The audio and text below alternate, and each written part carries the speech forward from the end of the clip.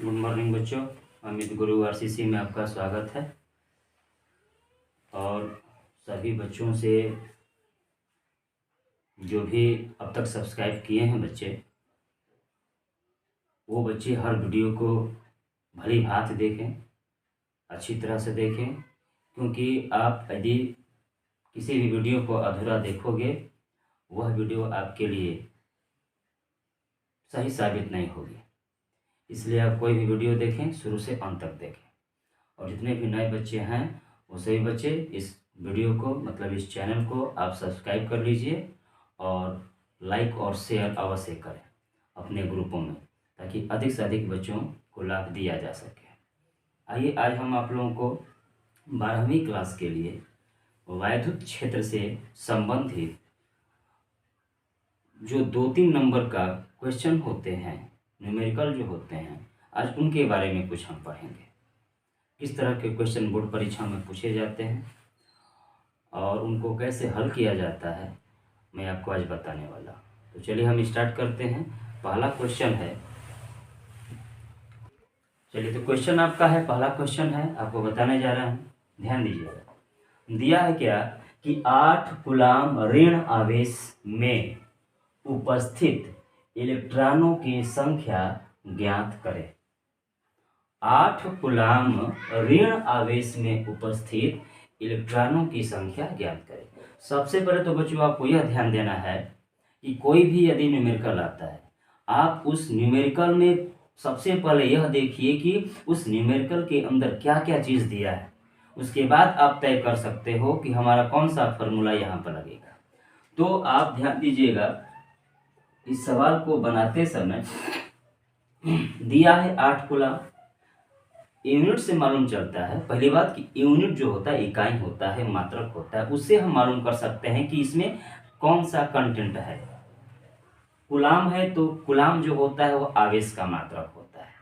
तो आवेश को हम दर्शाते हैं किससे? क्यू से। तो सबसे पहले हम लिख लेंगे, दिया है क्या, क्यू बराबर 8 कूलाम। हम सी से दर्शाएंगे, सी से दर्शा सकते हैं। क्यू बराबर 8 कूलाम हमने लिख दिया।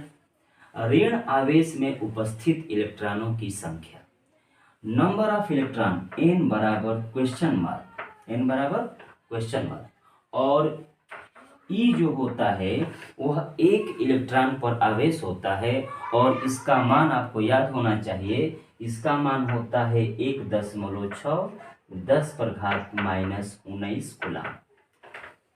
ठीक है, 8 कूलाम आवेश ऋण आवेश में उपस्थित इलेक्ट्रॉनों की संख्या ज्ञात कीजिए। Q बराबर 8 कूलाम, N बराबर पूछा है, E का मान हम जानते हैं। अब आप ध्यान दीजिएगा कि आवेश का क्वांटीकरण जब आप पढ़े होंगे तो आवेश का क्वांटीकरण में आपका सूत्र होता है Q बराबर Ne। आवेश का क्वांटीकरण का सूत्र होता है, मतलब जब इसको सिद्धांत में पढ़ेंगे हम तो एक फार्मूला आता है Q बराबर Ne, जहाँ Q जो है वह आवेश की कुल मात्रा है। और कैसी आवेश की? किसी विलगित निकाय की।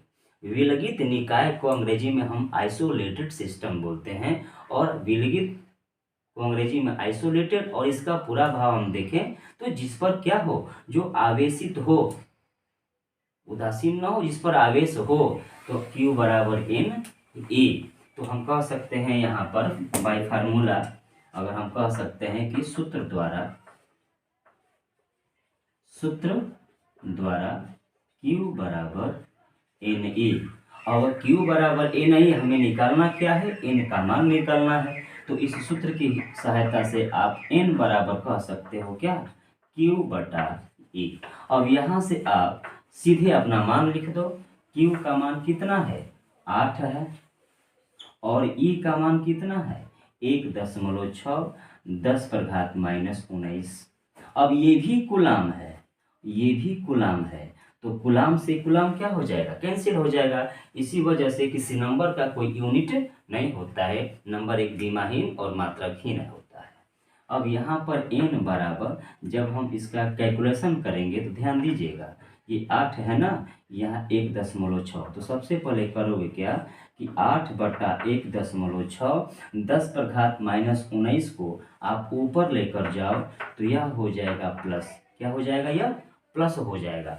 अब यहाँ ध्यान दीजिएगा, n बराबर दशमलव के बाद कितने अंक हैं? एक अंक है। तो आप ऊपर भी 10 से गुणा कर दो, नीचे भी 10 से गुणा कर दो। जब 10 से गुणा करोगे तो ये 10 इसके साथ आ सकता है या नहीं आ सकता है, तो इसको 8 ही लिखो।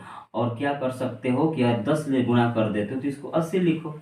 तो 8 दहा में 80 और गुणे 10 पर घात पहले से क्या है 19 और बटा में 1.6 में 10 का गुणा करेंगे तो दशमलव हट जाएगा, क्या बचेगा 16। अब 16 से हम 80 कटा सकते हैं, तो 16 पाँचे 80, 16 से कटा दें तो कितनी बार में जाएगा 5 बार में। तो नंबर ऑफ इलेक्ट्रॉन की संख्या कितना आ गया 5 गुणे 10 पर घात कितना 19, कितना आ गया 19 आ गया। यह सवाल एक आपको हम बताएं कि 8 कूलाम ऋण आवेश में उपस्थित इलेक्ट्रॉनों की संख्या ज्ञात कीजिए। तो आप देखो Q का मान लिख दोगे, नंबर ऑफ इलेक्ट्रॉन निकालना है, E का मान आप जानते हो तो आप सीधे सीधे सूत्र लगाओगे Q बराबर Ni। अब N का मान निकालना है तो E गुणा है उस साइड जाएगा तो भाग देगा, Q बटा E हो जाएगा। अब Q का मान हमने देखा 8 कूलाम है, E का मान हमारे पास इतना है। जब हम इसको आगे बढ़ाएं तो n बराबर 8 के बटा में हमने इसको लिया और ये माइनस वाला जो पद है 10 का घात हमने इसको ऊपर किया। तो माइनस वाला जो होता है चिन्ह जब ऊपर और से नीचे आता है चिन्ह बदल जाता है, माइनस से तो ऊपर गया क्या हो गया प्लस हो गया। अब हम देखते हैं कि दशमलव हटाना है तो दशमलव के बाद कितने अंक है एक अंक है। तो दशमलव के बाद जब एक अंक होता है तो हमें 10 के से गुणा और भाग करना पड़ता है। दशमलव के बाद 2 अंक हो तो हमें 100 से गुणा और 100 से भाग करना पड़ता है। तो हमने देखा कि दशमलव के बाद एक अंक है तो हमने ऊपर 10 से गुणा कर दिया, नीचे भी 10 से गुणा कर दिया। भाई गुणा करेंगे लेकिन मान में कोई अंतर भी नहीं आना चाहिए, इसलिए हम अंश और अर्ध दोनों में प्रक्रिया करते हैं। इस 10 से हमने 8 को गुणा कर दिया तो 8 दहा में क्या लिखे हम 80 और 10 पर घात 19 वैसे ही लिख दिए। फिर इस 10 से 1.6 में गुणा किया तो ये दशमलव खत्म हो जाएगा क्योंकि दशमलव एक स्थान तक है, ये हो गया 16। अब 16 से 80 कट जाएगा तो 16 पचे 80 बचा 5 और 5 के साथ है 10 पर घात 19, तो नंबर ऑफ इलेक्ट्रॉन जो हो गए 5 गुणे 10 पर घात 19। अतः हम कह सकते हैं कि 8 कूलाम ऋण आवेश में उपस्थित इलेक्ट्रॉनों की संख्या कितनी हुई 5 गुणे 10 पर घात 19। अब याद रखिएगा इस तरह का सवाल अब कितना भी आए नंबर ऑफ ये कूलाम जो है ना बदल देगा, 10 कर दे 20 कर दे जो भी कर दे आप इसी सूत्र का प्रयोग करोगे। ठीक है बच्चों, आगे और सवाल देखिए आप लोग।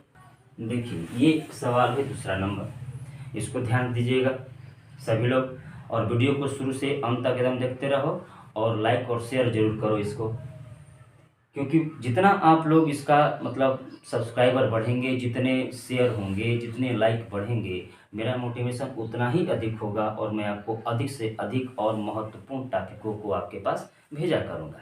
ये आप लोग ध्यान दीजिएगा, आप मन लगाकर पढ़िए। दिया है +1 माइक्रो कूलाम तथा +4 माइक्रो कूलाम के 2 आवेश एक दूसरे से कुछ दूरी पर वायु में स्थित है। 2 कूलाम है यहाँ पर। पहला कूलाम है आपका +1 माइक्रो कूलाम, ध्यान दीजिएगा अभी बस हिंट दे रहा हूँ, माइक्रो कूलाम। दूसरा जो आवेश है वह है +4 माइक्रो कूलाम। यही चीज कहा है इसमें। आइए दोनों जो हैं कुछ दूरी पर स्थित है, हमने मान लिया r दूरी पर स्थित है। उन पर लगने वाले बलों का अनुपात ज्ञात कीजिए। अब देखो सबसे पहले तो हम यह जानेंगे कि कूलाम के नियमानुसार 2 आवेशों के मध्य लगने वाला जो बल होता है वह F बराबर जो 1/4πε0 Q1 Q2 बटा r² होता है। यह सूत्र होता है कूलाम के नियम से और इसी सूत्र के आधार पर यह सवाल बनेगा। लेकिन इस सवाल को बनाते समय आपको कुछ बातें जानकारी होनी चाहिए कि यहाँ पर बलों का अनुपात मतलब 2 बल की बात किया है और 2 बल क्या कहा है कि पहले आवेश पर दूसरे के कारण और दूसरे आवेश पर पहले के कारण। यह हमें आवेश निकालना है, बल निकालना है। तो सबसे पहले हम ध्यान देंगे कि इसमें हमारे पास है क्या। तो कूलाम के नियमानुसार ध्यान से देखिएगा, सवाल को समझते हुए चलिए। कूलाम के नियमानुसार कूलाम के नियमानुसार क्या लिखेंगे, F बराबर 1/4 एप्सिलॉन नॉट Q1 Q2 बटा R का स्क्वायर। अब यहाँ पर हम सब लिख देंगे, जो Q1 है वह +1 माइक्रो कूलाम है, +1 माइक्रो कूलाम है। ध्यान दीजिएगा सभी लोग, इस माइक्रो कूलाम को पैमाना में जब हम चेंज करेंगे, मतलब कूलाम में चेंज करेंगे, जो पैमाना होता है वह होता है कि 1 माइक्रो कूलाम जो होता है वह 10⁻⁻6 कूलाम के बराबर होता है। क्योंकि माइक्रो कूलाम कूलाम से छोटा होगा तो 10⁻⁻6 हम 1 लिख सकते हैं, कोई दिक्कत नहीं है। जो Q2 का मान है वह है +4 माइक्रो कूलाम। सवाल को बड़ी ध्यान से आप देखिएगा। अब 4 माइक्रो कूलाम, जरा बताइए कि 1 माइक्रो कूलाम को हम 1 × 10⁻⁻6 किए तो 4 माइक्रो कूलाम को कितने बता सकते हो आप लोग? आप बता सकते हो 4 × 10⁻⁻6 कूलाम बता सकते हो। और ये जो R हमने लिया, ये R हमने ले लिया, यह दोनों आवेशों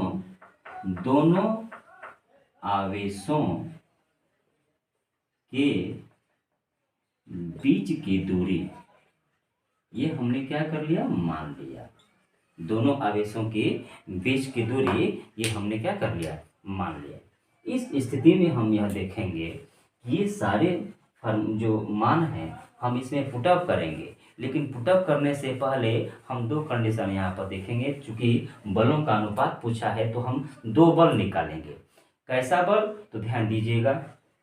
सबसे पहले तो हम यह देखेंगे कि जो हमारा आवेश है Q1 और Q2, पहले वाले आवेश पर दूसरे के कारण लगने वाला बल और दूसरे आवेश पर पहले के कारण लगने वाला बल, यह हम निकालेंगे। तो सबसे पहले जो हम लिखे हैं इसका आप स्क्रीनशॉट लेकर आप इसको नोट कर लो, ताकि आपको लिखने में कोई परेशानी ना हो। ठीक है बच्चों, ध्यान दीजिएगा एकदम। अभी बता रहे हैं का हमने पूरा मान लिख दिया है। अब हम निकालेंगे क्या कि प्रथम आवेश पर, यही ध्यान देना है आप लोग, प्रथम आवेश पर द्वितीय आवेश के कारण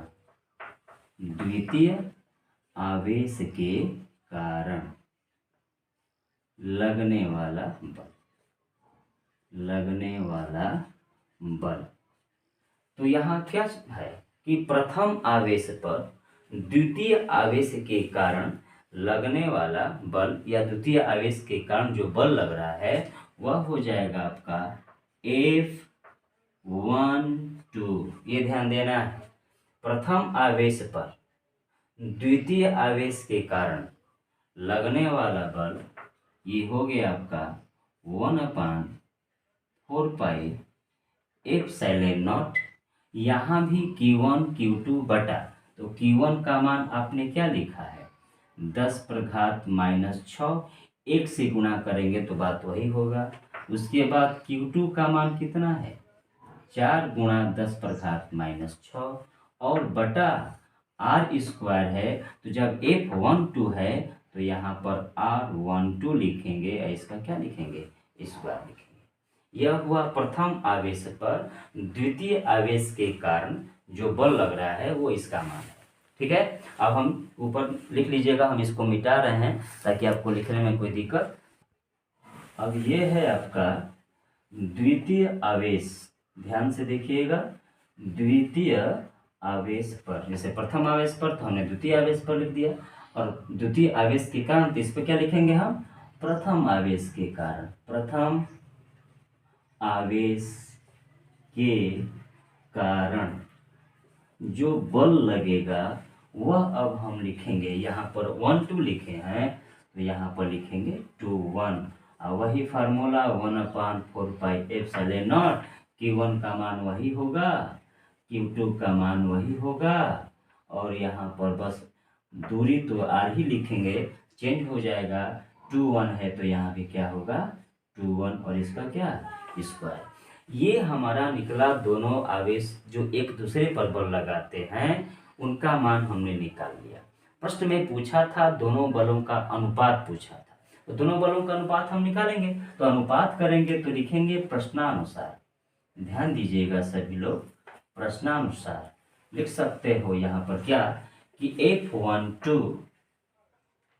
F12 अनुपात मतलब बटा F12 और बटा F21 बराबर, इसका मान हमारा क्या है 1/4 एप्सिलॉन 10 पर घात -6 गुणे 4 10 पर घात -6 और बटा R12 का स्क्वायर बटा में। अब पुनः इसका मान 1/4 एप्सिलॉन नॉट 10 पर घात -6 4 गुणे 10 पर घात -6 और R21 का स्क्वायर। यह आप ध्यान दीजिएगा। अब हम इसको मिटा देते हैं। इसका स्क्रीनशॉट लेकर आप लोग ध्यान से लिख लिया कीजिए ताकि कोई दिक्कत ना हो। अब अनुपात में हम देख रहे हैं क्या कि 1/4 एप्सिलॉन नॉट, नीचे भी 1/4 एप्सिलॉन नॉट, 10 पर घात -6 4 गुणे 10 पर घात -6 10 पर घात -6 4 गुणे 10 पर घात -6, ये दोनों सब कुछ आपस में क्या है बराबर है। तो हमने इसको इससे कटा दिया, इस वाले पोर्शन को इससे कटा दिया, हमारे पास बचा R12 का स्क्वायर R21 का स्क्वायर। तो जो दोनों आवेशों के बीच की दूरी होगी वो भी बराबर होगी। दोनों आवेशों के बीच की दूरी हम यहाँ पर कोष्टक में लिख सकते हैं कि R12 जो है वह R21 के क्या है बराबर होता है। तो हम कह सकते हैं क्या कि यहाँ भी कट गया, तो हमारे पास बचा क्या F12 F21 is equal to ऊपर भी 1 और नीचे भी 1। तो हम कह सकते हैं कि F12 ratio F21 is equal to 1:1 मतलब दोनों आवेशों के मध्य जो लगने वाला बल है उन बलों का जो अनुपात है वह एक संबंधी 1 होगा। बहुत ही आसान है, बस ध्यान से आप देखे होंगे। तो ये ऐसा सवाल जब भी आएगा तो आप आसानी से जो क्या कर सकते हो बना सकते हो। ठीक है, आगे देखिए। अब एक अलग सवाल और है, ये सवाल हम लिखे हैं और इस सवाल को करने के बाद हम इसी सवाल में एक और जोड़ेंगे, लेकिन इस सवाल को ध्यान से देखिएगा ताकि अगर एग्जाम में अगर इसमें कुछ जोड़ देता है उस स्थिति में आप क्या करोगे यह आप ध्यान दीजिएगा। तो सवाल क्या है, 2 बिंदु आवेश 8 माइक्रोकूलाम तथा 12 माइक्रोकूलाम एक दूसरे से 10 सेंटीमीटर की दूरी पर क्या स्थित है वायु में रखे गए हैं। कहा है कि इनके बीच लगने वाला बल ज्ञात कीजिए। ये तो बहुत आसान है, हम इसको आगे बढ़ाते हुए बनाते हैं क्योंकि हमें इसमें जोड़ना है। तो इसको ध्यान से देखिएगा, ध्यान से समझिएगा। आप लोग अंत तक देखेंगे तभी आपको मालूम होगा कि सवाल में क्या जोड़ा गया है, आज जोड़ा जाएगा। देखिए, सबसे पहले हम लिख देंगे क्या दिया है, क्या दिया है, तो Q1 का मान दिया है कितना 8 माइक्रोकूलाम, 8 माइक्रोकूलाम। तो 8 माइक्रोकूलाम को आप कूलाम में बदल दो तो 8 गुणा 10 पर घात -6 कूलाम। 1 माइक्रोकूलाम में 10 पर घात -6 कूलाम होता है। तो जितना नंबरिंग करेगा उतना से हम गुणा कर देंगे। Q2 का मान दिया है 12 माइक्रोकूलाम, 12 माइक्रोकूलाम। इसका मान हो जाएगा 12 गुणे 10 पर घात -6 कूलाम हो जाएगा। ठीक है, और उनके बीच की जो दूरी है R बराबर यह 10 सेंटीमीटर है। तो 10 सेंटीमीटर एक सेंटीमीटर, 1 मीटर बराबर 100 सेंटीमीटर। जब हम 1 सेंटीमीटर करेंगे तो यह हो जाएगा 10 गुणे 10 पर घात -2 मीटर। सेंटीमीटर को जब हम मीटर में बदलते हैं तो 1 सेंटीमीटर में 10 पर घात -2 मीटर होता है। तो 10 सेंटीमीटर है। तो हम 10 का क्या करते हैं, गुणा करते हैं। अब हम ध्यान से देखिएगा, हमारा जो सूत्र है F इक्वल टू के Q1 Q2 बटा R का स्क्वायर। यहाँ पर K का जो मान होता है वह 1/4πε0 Q1 Q2 और बटा R स्क्वायर। ठीक है, अब हम इन सब का जो मान हमने लिखा है सब इसमें पुटअप करेंगे।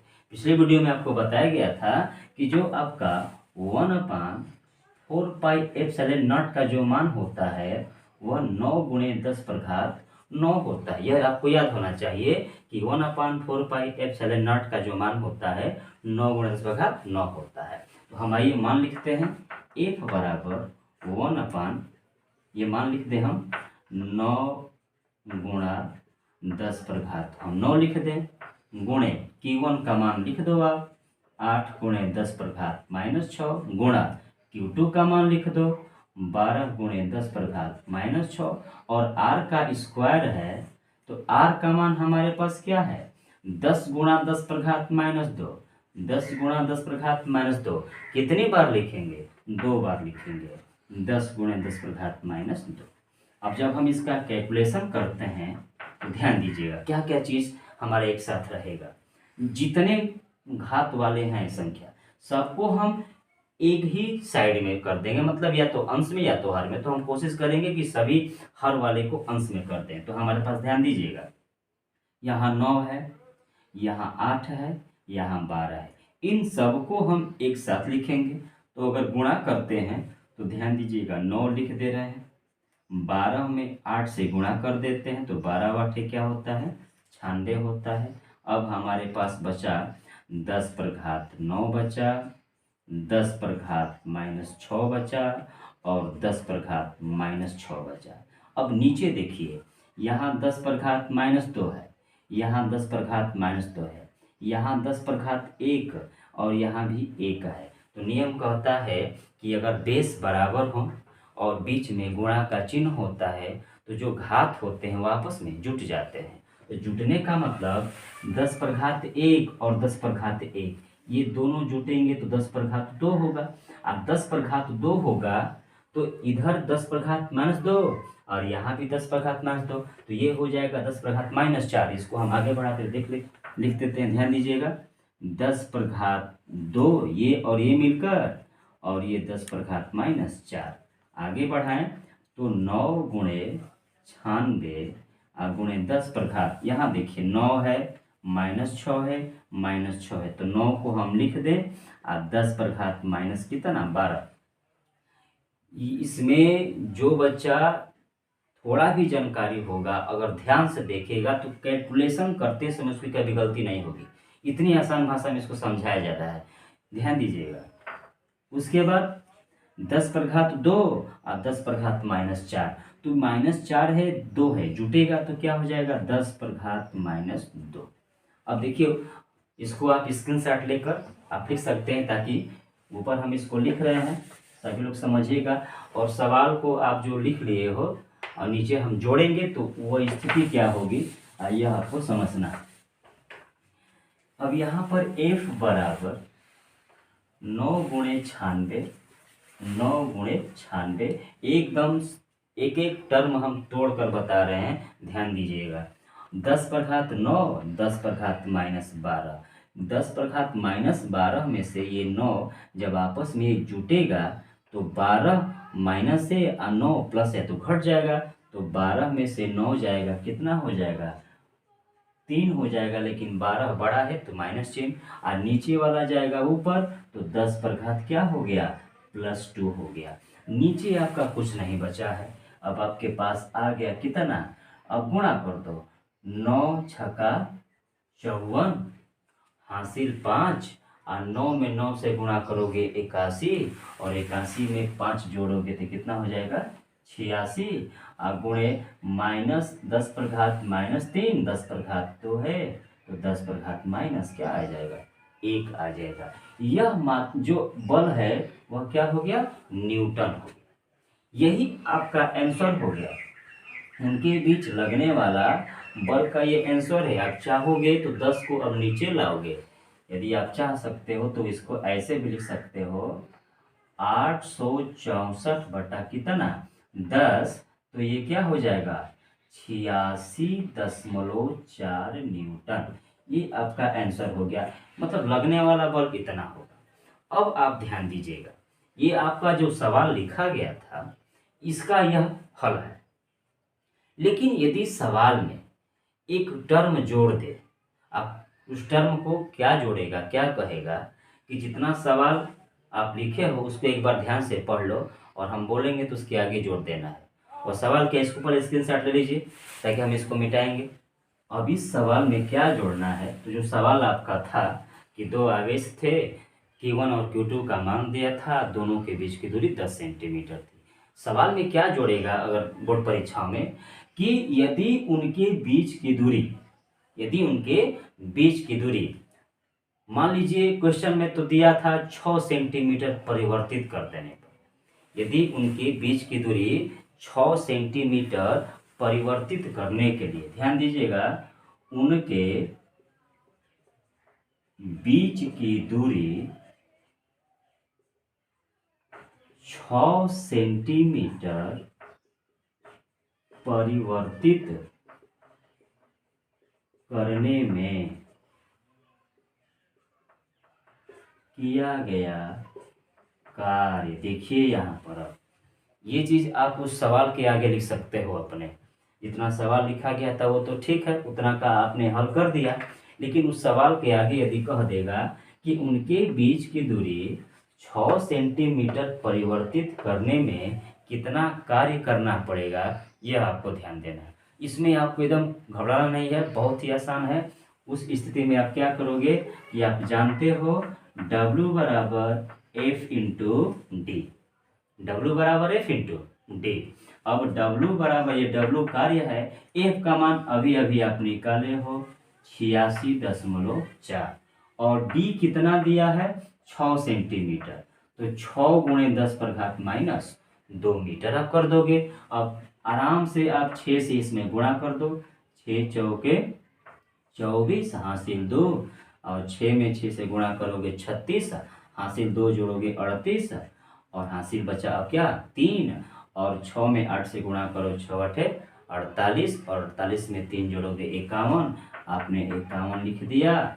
और दशमलव कितने स्थान तक है, एक स्थान तक, तो हमने यहाँ पर दशमलव लगा दिया और गुणे 10 पर घात माइनस 2 लिख दिया। यह हो गया कार्य, और कार्य निकला है इसलिए हम इसको क्या लिखेंगे, जूल लिखेंगे।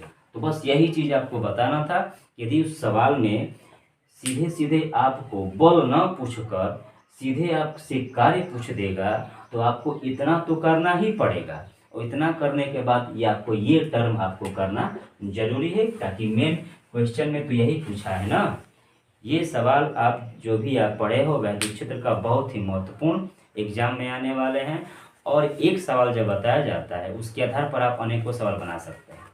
तो आप हमेशा जो भी वीडियो बनाई जाए आप शुरू से अंत तक देखो, तब आप समझ में, आपको हर चीज़ समझ में आएगा। बीच में छोड़ दोगे तो कुछ समझ में नहीं आएगा, ठीक है। आगे के लिए आप लोग हमेशा जो भी कोशिश कीजिएगा कि अपने ग्रुपों में इस वीडियो को शेयर करो, ताकि अधिक से अधिक इसके सब्सक्राइबर हों, और अधिक से अधिक सब्सक्राइबर बनेंगे तो आपको बहुत अधिक से अधिक ज़्यादा से ज़्यादा मात्रा में आपकी वीडियो उपलब्ध कराई जाएगी।